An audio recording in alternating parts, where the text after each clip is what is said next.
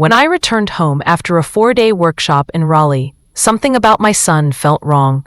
My cheerful, curious, endlessly talkative 11-year-old Leo had turned quiet, too quiet. He sat at the dining table, hands limp over an unfinished science project, staring into nothing as if his mind had wandered somewhere far away. I set my bag down. "Leo, sweetheart, you okay?" He didn't look up. "Yeah, just one word, flat and drained." It twisted something in my stomach. Before my trip, he'd been buzzing about presenting his solar system model at school. Now he looked like a dimmed version of himself. Pale skin, dark circles under his eyes, shoulders slumped as if the weight of the world was pressing on him. I walked closer. "Talk to me, honey. What's going on?" He swallowed hard. His voice cracked. "Mom, I don't like the pills." My body tensed. "What pills?" "The ones Maya gives me. She says they're vitamins." Maya, my husband, had never mentioned anything about supplements. Not once. Leo continued. "Every time I take them, I feel like I'm sinking. I can't keep my eyes open. I sleep for hours. When I wake up, everything feels fuzzy." A cold wave rolled through me. "How many times?" He counted on his fingers. "Maybe 4, 5. She gives them only when you're not home." I felt the floor tilt beneath my feet. I forced myself to breathe. "Can you show me the bottle?" He nodded and went upstairs. Those 20 seconds felt like 20 minutes. He returned holding a plain white bottle. No brand, no printed label, just a piece of masking tape with vitamins written in Maya's handwriting. My throat tightened. I opened it. Small, chalky tablets. No markings. Leo's voice quivered. "Mom, am I in trouble?" I knelt down, pulling him into a hug. "Of course not.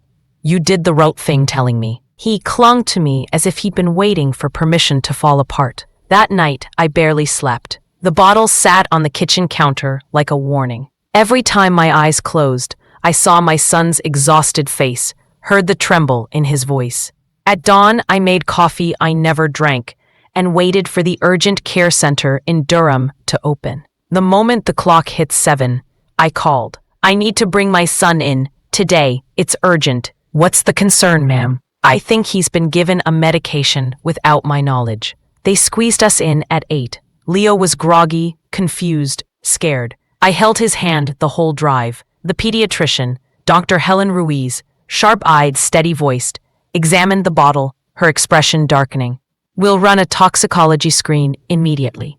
As they took Leo's blood, he didn't cry, which scared me even more. He was too drained to. I waited. 40 minutes, 50, the longest hour of my life. Dr. Ruiz finally returned, holding a printed sheet. Her face was grim. "Mrs. Hale, your son has high levels of diphenhydramine in his system, an adult sleep sedative." My breath caught. "In children, repeated doses can cause significant cognitive impairment," she said quietly. This wasn't an accident. My heart hammered. "Doctor, what are you saying?" She locked eyes with me. "I'm saying someone is drugging your son." And in that moment, one terrifying thought hit me harder than anything else. What if it wasn't just sedatives Maya was hiding? I drove home from the clinic in silence, my hands locked around the steering wheel. Leo slept in the back seat, his head slumped against the window, his breathing shallow but steady. The sunlight flickered through the trees as we passed them, every flash of light striking my eyes like a slap. Each beat of my heart felt too loud, too sharp. Diphenhydramine, adult sedatives, repeated doses, possible cognitive damage. The words replayed over and over like a broken tape. My own husband, the person I trusted most in this world. Why would he give our child something like that? I didn't want to believe it, but the evidence sat in my purse. The white bottle, the fake label, the doctor's report, and Leo's trembling voice, whispering that he didn't feel safe. Safe. A child should never have to question safety in their own home. I pulled into a parking spot outside a small electronics store in Durham. Leo stirred when the car stopped. "Mom, where are we?" "Just a little detour, sweetheart," I said gently. "Rest. I'll be right back." I brushed his hair back from his forehead before slipping out of the car. Inside the store, a young associate with a bright red beard approached me. "Can I help you find something?" "Yes," I said softly, my voice surprisingly steady. "I need a home security camera.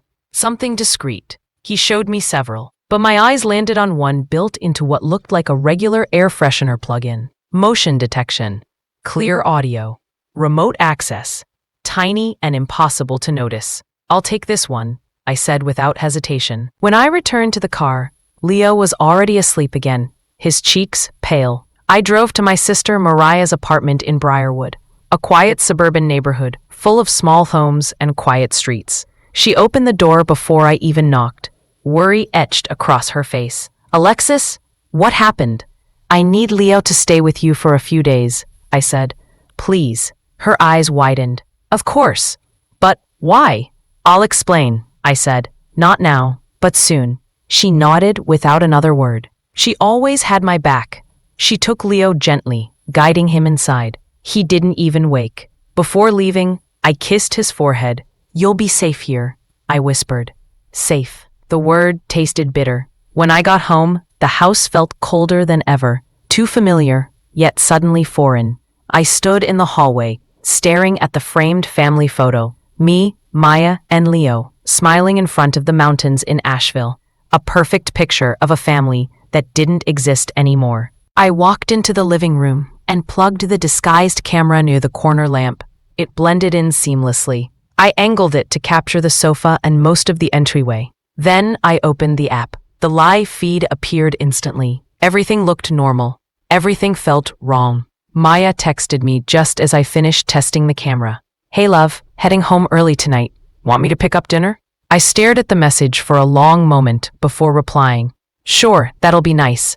A lie. I sat back on the couch, phone in hand, the live camera feed open. Because tomorrow, for the first time, I was going to see what Maya did when he thought I wasn't watching. The next morning, I left the house at 7:20 a.m., just as Maya was sipping his coffee in the kitchen. He wore that calm, collected smile he'd perfected over the years.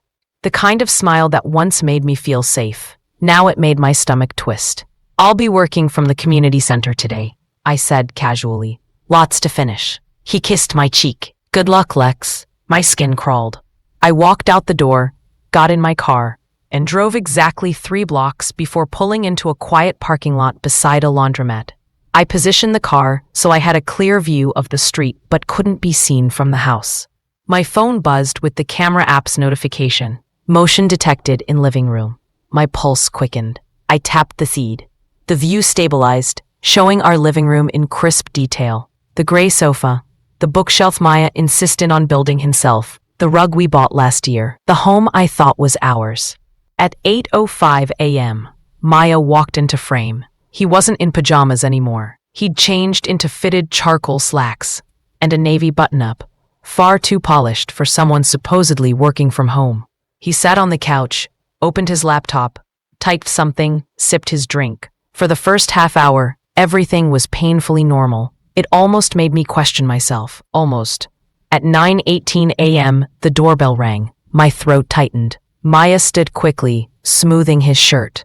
He checked his reflection in the hallway mirror, fixing his hair, adjusting his collar, wiping something from his lips. He looked nervous, excited. He opened the door. A woman stepped inside. Mid-30s, curly black hair, sharp jawline, a red scarf wrapped around her neck. I recognized her instantly. Naomi Carter, his colleague, the one he'd mentioned once or twice, but never in detail. The one who laughed a little too loudly at his jokes during last year's office party. My hands trembled. Maya closed the door behind her. Naomi set her tote bag down and hugged him. Not the quick, polite embrace of coworkers. This was slow, familiar. Her cheek lingered against his. I gripped my steering wheel hard enough to feel the bones shift. They moved to the sofa. Naomi pulled out a folder, pretending to talk about work. Maya barely glanced at it. He poured her a glass of wine at 9 a.m., and she laughed. The same laugh I'd heard through a dozen office stories. She touched his knee. He didn't move her hand away. My chest burned. She leaned closer, and then her lips brushed his. He kissed her back, fully, eagerly. A sound escaped my throat before I could stop it. Shock, anger, something close to grief. I tapped the screen, turning the feed off. I couldn't watch another second. My hands shook uncontrollably. My breath came shallow. The truth hit me like a collapsing ceiling. While I was fighting to understand why our son was being drugged, Maya was filling our home with this. Hours passed like minutes. I barely moved. The betrayal hollowed me out. Finally, I pulled myself together long enough to start the engine. I needed a plan. I needed proof. I needed to protect Leo. And before I confronted Maya, I needed answers to one more question, the question that terrified me most. If Maya was willing to betray me this easily, then what else was he capable of doing to our? The next 3 days blurred together. I went through the motions, showering, answering emails, pretending to work, but my mind was somewhere else entirely. Every time I closed my eyes, I saw the same image, Maya and Naomi tangled together on our couch, laughing, touching, kissing. The couch Leo used to nap on, the rug where he built Lego cities, the room where our family once felt whole. That life was gone, but the affair, as heartbreaking as it was, wasn't the most urgent danger. The toxicology report kept clawing at my thoughts. Diphenhydramine didn't end up in Leo's system by accident. Someone gave it to him deliberately, and Maya was the only person who had been alone with him repeatedly. I needed proof, concrete, undeniable proof. On Thursday night, after Maya claimed he had a project meeting and left the house, I searched the study. My hands shook, but I kept going. I opened drawers, checked behind books, sifted through stacks of receipts. For a while, nothing. Then I noticed the locked drawer on the bottom left of his desk. Maya never locked anything. I retrieved the spare key he hid in his tool cabinet and slid it into the lock. It clicked open. Inside was a small pouch, a spiral notebook, and several pharmacy receipts. My heart raced as I lifted the first one. Not from a local pharmacy, Atlanta, 2 hours away. A store I'd never heard him mention. 3 receipts, same location, 3 different dates, each listing the same item. Adult sleep aid, a brand known for high-dose sedatives. The pouch held a strip of tablets, identical to the ones in the bottle Leo showed me. My stomach churned. I opened the notebook. Maya's handwriting filled the pages, messy and rushed. Notes, dates, times. But one section froze my breath. L takes too long to settle when A is gone. Increase dose. Try half tablet first. Works best on weekends. Keeps L quiet. A can't know yet. My vision blurred with rage. I gripped the desk so tightly my nails dug into the wood. He wasn't giving Leo vitamins. He wasn't even trying to help him sleep. He wanted Leo unconscious. But why? I kept turning pages until I found something taped to the back cover. A business card from a hotel in downtown Raleigh. I flipped it over. A note scribbled in the corner. Use cash next time. My knees weakened. The sedatives, the secret meetings, the hotel, the affair, all tangled into something darker than I'd imagined. This wasn't about love or betrayal. This was about secrecy, control, and eliminating anyone who stood in his way. Leo was a problem for him, an obstacle that made Maya's double life harder to maintain. A child who could walk in at the wrong time, a witness. My hands trembled as I placed everything back exactly as I found it. I needed these discoveries to stay hidden until I could act, because now I understood something chilling. Maya wasn't reckless. He was calculating. I checked my phone. The hidden camera notified me again. Motion detected in living room. Maya was home early. I backed away from the study, forcing myself to breathe normally as I heard the front door open. I slicked the spare key back into the toolbox, closed the drawer quietly, and walked toward the kitchen before he could become suspicious. He called out, "Lex, you home?" I steadied my voice. "Yeah, just cooking something." He stepped into the doorway, smiling warmly. That smile, that practiced, polished, deceitful smile. And as he walked toward me, pretending nothing was wrong, I realized the truth. Maya had no idea I was finally seeing who he really was. For the next 2 days, I behaved like a ghost haunting my own home. Silent, careful, waiting. I couldn't confront Maya yet, not without a plan. Not until every piece of evidence was in my hands. Not until Leo was safely out of reach. Maya, of course, acted as if life continued normally. He hummed while making coffee. He chatted about work. He kissed my forehead when leaving the house. But I saw through it now. Every gesture was part of a performance. the perfect partner, the devoted spouse, the caring father, a role he'd rehearsed for years. Saturday morning came quietly. The neighborhood was still half asleep when I slipped out of bed and went to the kitchen. The camera app on my phone remained open like a second pair of eyes. At 9:40 a.m., Maya walked in. "You're up early," he said, stretching. "Couldn't sleep?" "No," I replied, keeping my voice steady. "Just thinking." He leaned against the counter. "Everything okay?" For a moment, I met his eyes. They were worn, familiar. But now, all I could see was the notebook.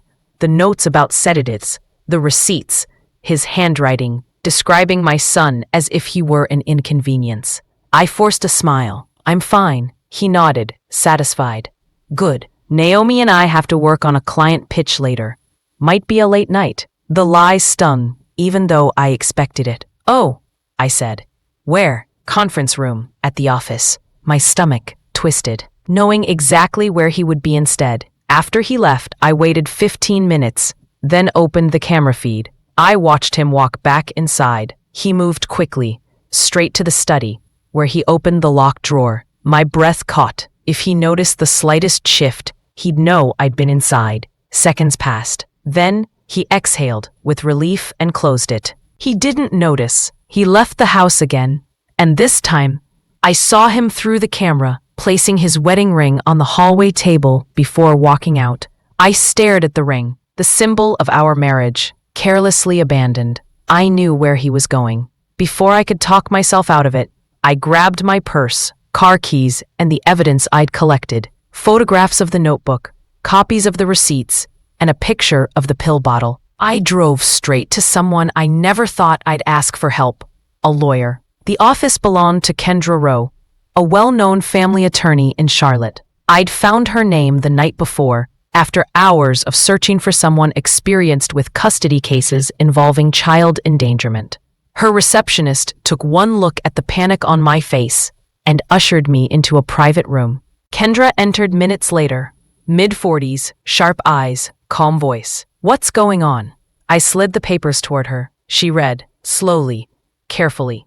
After several minutes, she set them down. "Alexis," she said, her tone firm, "this isn't just grounds for divorce. This is grounds for an emergency custody order. Today." My breath stalled. "Do you have more evidence?" she asked. I opened my phone and showed her the recordings. Maya letting Naomi inside, the wine, the kissing. And then the toxicology report. Kendra's expression hardened. "You're dealing with someone dangerous. You need to move fast before he realizes you know." A tremor ran through me. "I'm scared." She leaned forward. "Good. Fear will keep you alert, but now you need to act. This is no longer just about betrayal. This is about protecting your child." I nodded, wiping tears I didn't remember shedding. But before Kendra could continue, my phone buzzed. A notification. "Motion detected in living room." My heart lurched. Maya wasn't supposed to be home. I opened the feed. Maya was standing in the hallway, staring directly at the hidden camera. And the look on his face told me one terrifying thing. He knew. For a second, I couldn't breathe. Maya stood in the living room, staring straight at the disguised camera like he'd been frozen mid-blink. His posture was rigid, his shoulders squared, his face stripped of all expression. He knew. He found it. Kendra leaned forward. "What happened?" I flipped my phone so she could see. "The camera. He's looking right at it." She didn't panic. Her voice was grounded, steady, a lifeline. "Stay calm. Don't call him. Don't go home. If he just discovered the device, he's on edge. People who hide things rarely respond rationally once cornered." My stomach dropped. Leo's safe," she reminded me. "He's with your sister. Don't lose focus." I nodded, forcing myself to breathe evenly, even as my hands shook. Kendra stood, grabbed a thick folder, and began pulling out documents. "We're filing an emergency custody petition within the hour. I'll have a judge review it today, but until that's approved, you cannot go near him or let him know where you are." Her confidence steadied me slightly, but fear kept pulse-tight tension thrumming through my veins. Kendra handed me a paper. "This is what you're signing. It gives me permission to act on your behalf. We'll request temporary full custody and a restraining condition until the court hearing." I signed. Her pen hadn't even lifted off the page before my phone buzzed again. A text from Maya. Alexis, come home. Now. A chill crawled over my skin. Another text followed a second later. We need to talk. Then, I know you're watching. Kendra's eyes sharpened. Do not respond. I set the phone face down, my heartbeat hammering in my ears. What if he destroys the evidence? I whispered.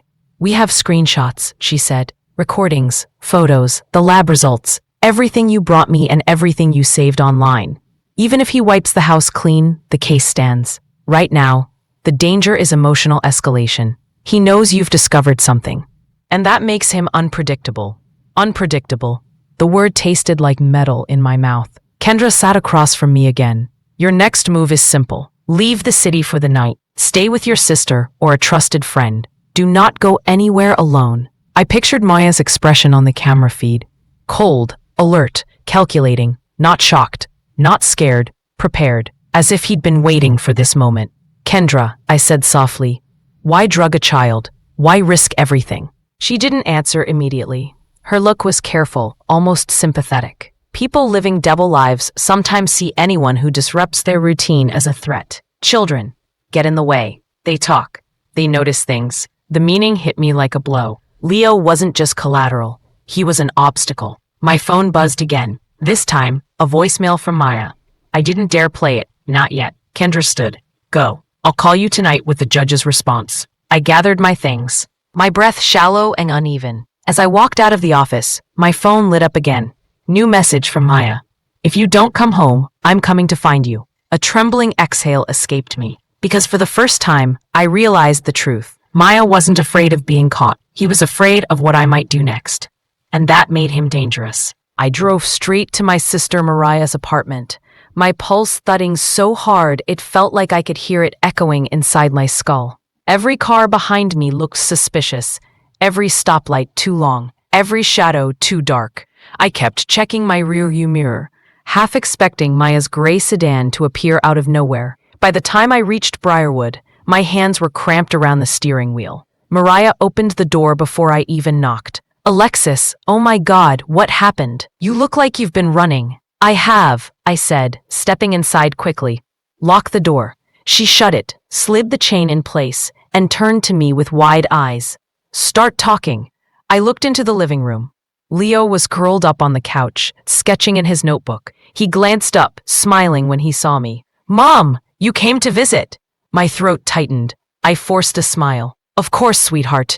I ruffled his hair, trying to hide the tremor in my hands. His eyes were bright, healthy, so different from the pale, foggy expression he'd had a week ago. Seeing him safe, awake, himself again, it shattered something inside me. Mariah gently pulled me into the kitchen. Alexis, seriously, what's going on? I told her everything. Not with panic, not with tears, just cold, steady truth, because the terror was too deep for shaking. The pills, the notebook, the receipts, the affair, the camera. The moment Maya stared directly at it, the messages telling me to come home. Mariah's face drained of color. He drugged Leo? On purpose? He wrote it down, I whispered. He planned it. He gave him higher doses when I wasn't home. Mariah pressed a hand to her mouth. Lex, that's not just wrong. That's criminal, I finished. Kendra is filing for emergency custody today. She took a shaky breath. Good, good. Leo's staying here until this is done. I don't care if a judge tells me otherwise. Her voice trembled, but her resolve was iron. I sat on the edge of the kitchen chair, finally letting myself breathe. Mariah made tea, even though neither of us took a sip. We listened for sounds, cars, parking outside, footsteps in the hallway, just in case. At noon, Kendra called. The petition is in front of a judge now, she said. You should hear back this evening. Until then, don't return to your home. And Alexis, do not underestimate him. I won't. After hanging up, I spent the afternoon playing board games with Leo and pretending everything was fine. He wasn't fooled. Mom, he said softly while drawing dinosaurs. Are you mad at Mom? Maya? No, I said. I'm protecting you. That's what matters. He nodded, trusting me completely.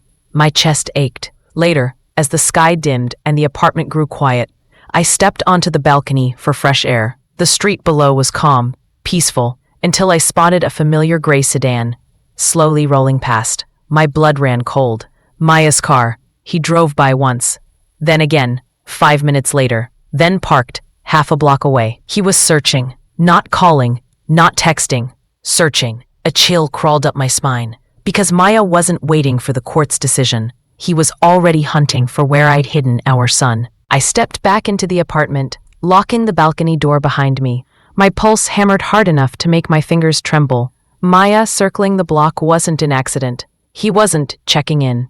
He wasn't worried. He was hunting. And if you found Leo here, everything could fall apart before the judge even saw the petition. Mariah noticed my pale face immediately. "Lex, what is it?" "He's outside," I whispered. "Maya, he's driving around the building." Her lips parted in horror. "You're sure? His car is parked down the road." Mariah hurried to the window, peeking through the blinds, then backed away like she'd touched something hot. "What do we do?" I took a breath, trying to ground myself. "We stay calm. We don't open the door. We don't let Leo out of our sight." As if on cue, Leo wandered into the hall, wearing his dinosaur pajamas. "Auntie Mariah, can we watch a movie?" I forced a smile. "Sure, sweetheart, let's pick something." He ran off excitedly. I exhaled shakily. Mariah lowered her voice. "Lex, if he comes up here, he won't," I said, though I wasn't sure. "He doesn't know which apartment we're in. Not yet." Those two words hung heavy in the air. My phone buzzed. I flinched before checking the screen. Unknown number. "Alexis, come home. We need to talk." Another message followed. "You can't hide him from me." My lungs tightened. Maya wasn't even pretending anymore. Mariah grabbed my hand. "You need to call the police." "No," I said. "I need to wait for Kendra. If I call too early, they might tell him to leave, and nothing else. I need a legal order, a judge's protection. Otherwise, he'll just come back." Mariah nodded, though her jaw tightened with fear. The afternoon dragged painfully. Every sound outside made my heart jerk. Footsteps in the hallway, doors closing upstairs, a dog barking. Every noise sounded like Maya approaching. At 4:17 p.m., Kendra finally called. "The judge reviewed everything," she said. "You've been granted temporary full custody of Leo until the hearing next week. Maya is restricted from approaching your son." I choked on breath I didn't realize I'd been holding. "So he can't come near him." "That's correct. If he does, you call the police immediately. I've filed for a temporary restraining condition on your behalf. The sheriff's office will serve him within the next 24 hours. Relief washed through me so fast it made me dizzy. "Kendra, thank you." "Alexis," she said firmly, "listen to me. Do not confront him. Do not go home. Stay exactly where you are. I'll text you the documents." I promised her I would. I hung up and showed Mariah the message. She sagged with relief. "Good. That means he legally can't take Leo." I nodded. "I'll stay the night." Mariah hugged me tightly. "We'll get through this."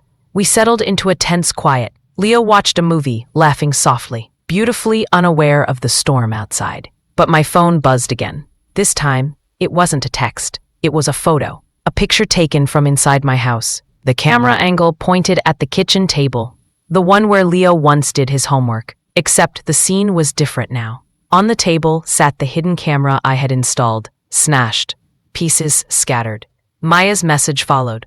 "Nice try." A cold, violent dread raced down my spine. Because if Maya had destroyed the camera, then he wasn't just searching anymore. He was angry. And anger made him unpredictable. The shattered pieces of the hidden camera stared back at me from the photo like a final warning. Maya didn't send a threat. He didn't plead. He didn't try to manipulate. He declared war. Mariah looked over my shoulder. "Oh my God, Alexis, he was inside your house." I nodded, my throat tight. "He smashed the camera. He found it." Leo peeked from the sofa, sensing the tension. "Mom, Auntie, what's wrong?" "Nothing, sweetheart," I said quickly. "Just grown-up stuff." Mariah took him to the kitchen, distracting him with snacks while I paced the living room, trying to steady my breathing. My phone buzzed again. I braced myself before checking. This time it was Kendra. "Kendra, the sheriff attempted service at your residence." Maya wasn't there. "They left notice on the door. He will know he's under restriction when he returns." Good. That gave me one layer of protection. But the problem with men like Maya was simple. They didn't believe rules applied to them. I looked out the front window. His gray sedan was still parked down the block, engine off, windows dark. He wasn't waiting for a sheriff. He wasn't waiting for a phone call. He was watching. Mariah returned from the kitchen, whispering urgently, "He's still out there. Why isn't he leaving?" "Because he thinks he can control the situation," I said. "He's hoping I'll panic, that I'll break, that I'll run to him. Will he come up here?" I shook my head. "He won't take the risk of making a public scene. Not yet. He operates quietly, secretly." Mariah frowned, like drugging Leo. A fresh wave of anger surged through me. Hot, sharp, consuming. Exactly. Dinner came and went. Leo asked if Maya would be joining us. I told him Maya was busy with work, and for the first time, Leo didn't look disappointed. He simply nodded, returned to his drawing, and hummed quietly to himself. Watching him, safe, bright, happy, strengthened something inside me. At 8:40 p.m., the street outside finally went quiet. Maya's sedan was gone. Mariah exhaled shakily. Maybe he gave up. "No," I said. "He's regrouping." I checked my phone. No messages. Then a thought hit me. The notebook, the receipts, the pill bottle. The most damning evidence was still inside the locked drawer in his study. If he even suspected I'd touched it, he would destroy everything. "Kendra said not to go anywhere near him," Mariah warned when I told her what I was thinking. "I know," I said. "I'm not. But if he goes home tonight and realizes what I found, the evidence might not survive the night." "Alexis, I'm not going back there. But I need eyes inside that house before he clears it out." Mariah stared at me. "How?" I grabbed my laptop, opened the camera app, and navigated to the last frame the device ever captured, right before Maya smashed it. The timestamp, 2:12 p.m. In the reflection of the kitchen window, barely visible, was something I hadn't noticed. A second figure behind Maya. Someone tall, broad, wearing a dark jacket. Not Naomi. Not a coworker. Someone else. Mariah leaned closer, squinting. Who is that?" Chills gripped my spine. "I don't know," I whispered. But Maya wasn't alone in my house, and that meant something far more frightening than an affair had been unfolding right under my nose. Because if Maya had a partner in all this, then Leo and I weren't just escaping one dangerous man. We were running from two. For several seconds, Mariah and I just stared at the frozen screenshot. The reflection in the kitchen window was faint, warped by sunlight, but unmistakable. A tall, broad silhouette, standing a few feet behind Maya. A second presence in my home.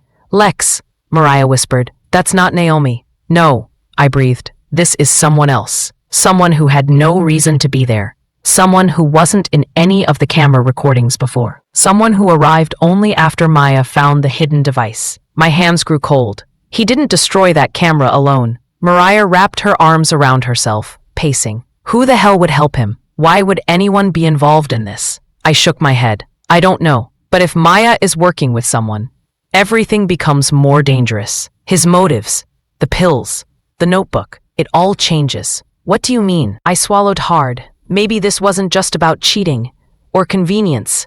Maybe there's something else happening. Something he doesn't want anyone to uncover. Mariah stared at me. "Lex, this is bigger than you realized." I knew that. I felt it in my chest like a weight crushing down. I sent the screenshot to Kendra immediately. We are not alone in this. Maya had someone else in the house. "Who can this be?" Kendra responded faster than I expected. "Kendra, do not panic. Do not assume. Send me the full resolution image. I'll forward it to the investigator I use. Stay where you are." Investigator. That word made my stomach twist even more. When family lawyers brought investigators into a case, it wasn't for affairs. It was for danger. Real danger. I sent the file. Every second of waiting felt like an hour. Meanwhile, Mariah checked the blinds every few minutes, making sure the street stayed empty. At 9:50 p.m., Kendra called. Her tone wasn't calm anymore. "Alexis, listen carefully," she said. "I showed the screenshot to my investigator. He enhanced it. That second person, he's been identified." My breath stopped. "Who is he?" "His name is Nolan Cross." The name meant nothing to me. "Should I know him?" I asked. "You wouldn't, but Maya would." I gripped the phone tighter. "Kendra, who is he?" "A former coworker of Maya's," she said slowly. "He was terminated from their firm last year after allegations of data theft. After he left, he disappeared from public records. No fixed address, no employment history. No taxes. My investigator believes he's been working off books for private clients. A chill crawled down my spine. And you're saying he's with Maya? There's more, Kendra added. Nolan filed a complaint against Maya's company last winter. He claimed Maya owed him money for something. Unfinished business. It was dismissed for lack of evidence. My stomach twisted. So he's holding something over Maya?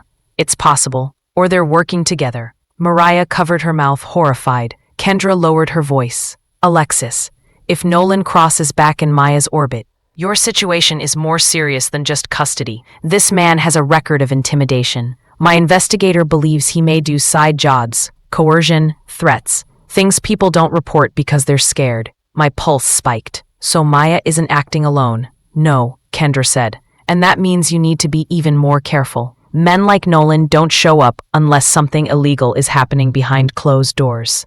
I felt my knees weaken. Where is he now? We don't know. But if he was inside your house today, he could still be with Maya. The room spun slightly. Kendra's voice grew urgent. Alexis, hear me clearly. Do not step outside tonight. Do not go anywhere alone. The sheriff will try to locate Maya for official service, but until then, you cannot risk being seen. My breath wavered. Okay, stay with your sister. Keep your phone on. And if you see Maya or this man anywhere near you, call 911 immediately. Okay, I whispered. After I hung up, Mariah clutched my arm. Lex, what does this mean? I stared at Leo, asleep on the couch under a soft blanket, peaceful, unaware. It means Maya didn't just betray our family, I said quietly. It means he brought someone dangerous into our home. And then, as if to confirm my fear, a new text came through from an unknown number. You shouldn't have involved other people. Because now, for the first time, I realized I wasn't just fighting a custody battle. I was fighting to keep Leo and myself alive. The message from the unknown number sat on my screen like a knife tip pressed against my throat. You shouldn't have involved other people. Mariah read it and stumbled back. Lex, that's not Maya. That's the other guy. That's Nolan. My fingers tightened around the phone. They know we're on to them. They know I have help. And they're trying to scare you, Mariah whispered. It's working. I forced myself to inhale slowly. We stay calm. Fear is what they want. But inside, my pulse thrashed like a trapped bird. Leo slept on the couch, curled up beneath a blanket, clutching his stuffed tiger, safe for now. That was all that mattered. I knelt beside him, brushing a hand through his hair. His breathing was soft, gentle, completely unaware of the danger his own parent had dragged into our lives. Mariah stood guard by the door, her phone in hand as if expecting it to burst into flames. Should we call Kendra again?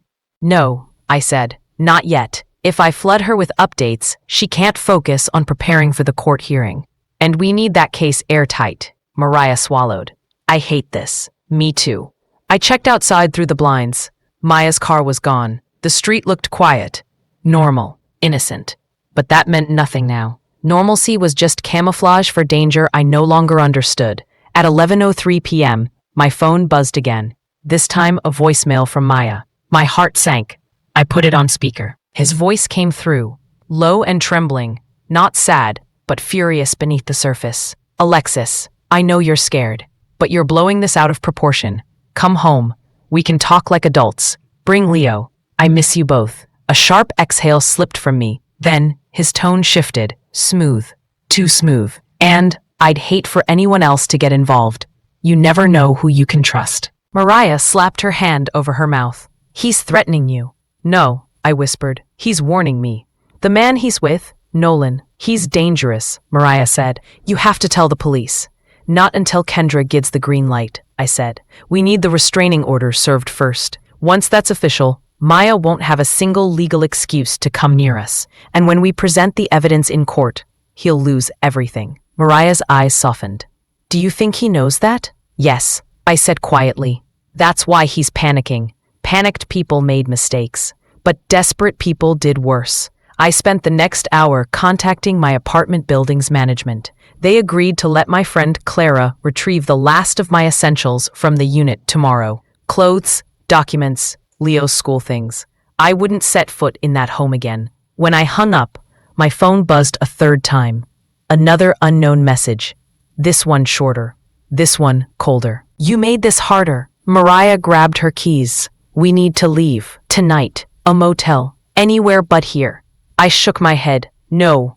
Moving again in the dark is dangerous. If they're watching the building. She froze. So what do we do? I looked at Leo sleeping peacefully, his eyelashes fluttering, his face free of fear for the first time in weeks. We stay right here, I said. Together. Doors locked. Lights on. Phones charged. Mariah swallowed hard and nodded. But as I double-checked the deadbolt, a soft sound echoed from the hallway outside. A footstep, then another. Slow, heavy, intentional. The shadow under the apartment door shifted. Someone was standing there. Because in that moment, I realized the terrifying truth. Maya wasn't alone anymore. And whoever stood outside the door wasn't him. The shadow under the door didn't move at first. It just lingered, silent and heavy, like it was listening, waiting. My breath caught in my chest. Mariah froze beside me, her hand gripping the counter so tightly her knuckles turned white. Lex, she whispered. That's not Maya's shape. I know. The figure shifted again, a slow turn of weight, and the floorboards outside creaked softly. The sound was deliberate, almost taunting. Whoever stood there wanted us to know he was there. I grabbed my phone, hands trembling, and opened the emergency dial screen. Leo slept on the couch, oblivious to the threat, only feet away. That made my instincts sharpen, fear turning into purpose, panic shifting into cold clarity. The doorknob twitched, just once, a tiny metallic click. Mariah gasped and clapped a hand over her mouth. I stepped between the door and my son, my body becoming a shield without thinking twice. Mariah, I whispered, get behind Leo. She scrambled toward the couch, pulling him into her arms even though he didn't wake. The doorknob twitched again, longer this time, testing the lock. My heart pounded so hard, it almost drowned out the sound. Then a low voice seeped through the wood. Not Maya's, a deeper voice. Rough, measured. Open the door. We just want to talk. My blood turned cold. Nolan. I gripped my phone tighter. Leave, I called out, fighting to keep my voice steady. The police are on the way. A short pause. Then a quiet chuckle. You didn't call them. He was testing me, trying to see if I'd break. I hit the call button. The phone rang. That single ringing tone seemed to echo through the entire apartment. Then, Nolan's voice changed, harder, irritated. Alexis, open the door now or this gets loud. Heavy footsteps shifted, like he was preparing to ram the door. But before he could, another noise cut through the hall. A sharp voice, firm, authoritative. Police. Step back from the door. My knees nearly gave out. A burst of commotion followed. Shouting, footsteps. Someone yelling, hands where I can see them. Then a thud, like a body hitting the floor. More footsteps, radios crackling. The hallway erupted into chaos. Mariah cried out in relief. I didn't move until someone knocked gently. Ma'am, officers, it's safe. I unlocked the door with shaking hands. 2 officers stood there, and behind them, on the ground, Nolan Cross lay face down, hands cuffed behind him, rage twisting his features. His eyes met mine, dark, venomous, but it didn't matter now. He'd lost. Is Maya with him? I whispered. No, one officer said, but we have a warrant to bring him in tonight. He'll be served the restraining order and questioned regarding the involvement of controlled substances. I nodded, breath trembling. After they left, I collapsed onto the floor, finally letting the fear drain out of me. Mariah held me tight, while Leo slept peacefully between us. The next week brought court dates, statements, and final decisions. Maya was barred from seeing Leo, except in supervised environments. Nolan was charged, and full custody was awarded to me permanently. Months later, in a small townhouse in Raleigh, with sunlight pouring through new curtains, Leo worked on homework at the kitchen table, bright, healthy, thriving. He looked up at me and smiled. Mom, are we safe now? I hugged him gently. Yes, sweetheart, we are. I meant it. Our life hadn't just begun again. It had begun safe, honest, true. And this time, it was ours.